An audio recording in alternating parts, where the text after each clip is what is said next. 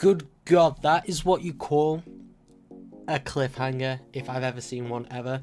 At the end of this episode, we come to the fights and it just ends. This episode really felt like it was only about 5 minutes long, and at the end it sets up perfectly next week for the fights, where we'll be having Archer versus Caster, as well as Saber versus Assassin, which I thought Assassin was a really interesting character, because I always think of assassins as like rogue ninjas of like the dark, and then we get this very upfront forward guy with like, he seems to use like a long sword or a katana or whatever it was.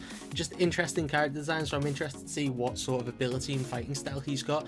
Overall, just a really interesting episode. It felt super short, not a lot happened. What we find out in this episode is that I think his name's Shinji, the blue haired little bit of a prick in the school. He is the third master, he is the other master. Now, I don't think he's the master of Ryder, who's the like purple hair one from last week who took on Shirou. I think he's the master of Caster, just because he says that he's very weak, a lot like Shirou. He doesn't have a lot of mana, and the whole fact of Caster going around and stealing people's mana or life force, is another way to put it, was to power her up because she wasn't getting enough mana from her master. So that's why I think that I'm sure his name is Shinju or Shinji. I'm not 100%, I can't really remember, but basically the blue-haired dude, who's apparently the older brother of Sakura, who's the purple-haired girl, who is staying at the temple with Shirou, which I feel is a little bit weird. I don't know where he's come from, because coming from Fate Zero, I don't remember there being an older brother in the compound where Sakura grew up and with her family.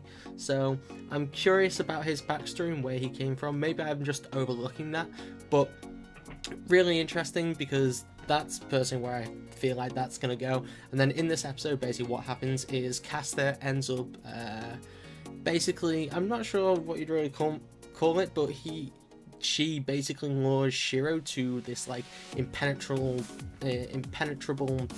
temple, where she's set up this little like force field where none of the servants can enter. So obviously with Shirou being in danger, Saber like wakes up, because this happens in the dead of night, and she realizes that Shirou's basically been gone or abducted or whatever. She sees like these thin little cables, which is basically what's basically been used to move Shirou's body to this temple. Through this, Saber's basically trying to get to him, but she gets stopped by this force field, so obviously she has to make another route. At the same time as that, Caster's basically torturing Shirou, and at this point, this is where Archer comes in and basically saves Shirou by shooting a bunch of arrows and cutting all the threads so that Shirou can move again. The reason behind that was because obviously Shirou and Rin have their little truce, so obviously Archer's gonna come in and help, and then that's where that fight has basically been left up. At the same time, Shirou was running up trying to find another entrance to the temple, and that's where she comes in and gets caught up by Assassin. So I'm not sure who Assassin's master is. I can't even think. It could be the teacher maybe, who we seen a couple weeks ago, but I'm not sure where the relationship between Shinji and whoever the other master would be. But overall, really interesting episode. I'd like to see where this is going. This is just a quick review because I've got some stuff that I need to do all my college works in for next week. But overall, really interesting episode. I like the way it's set up. That cliffhanger done my head a little bit, but it's very interesting.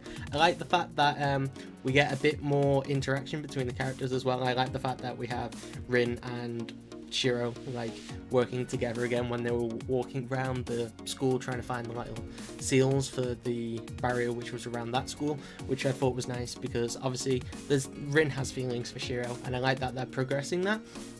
As well as that, we also see that Saber is training Shirou, which is also interesting because clearly Shirou doesn't have a lot of abilities, so it's nice to see that he's getting some sort of swordsmanship from Saber, because obviously Saber's a bloody beast swordsman. It's also nice to see how flustered Shirou's getting whenever he's around Saber, because there's definitely something going on there, because when he's like practicing his strengthening ability, he's getting distracted by her presence, so there's clearly something going on there as well, but we'll just have to see how that's advanced. But overall, really awesome episode. I think solid 7.5 out of 10, and I cannot wait to see these fights go down next week, because it's going to be bloody gorgeous.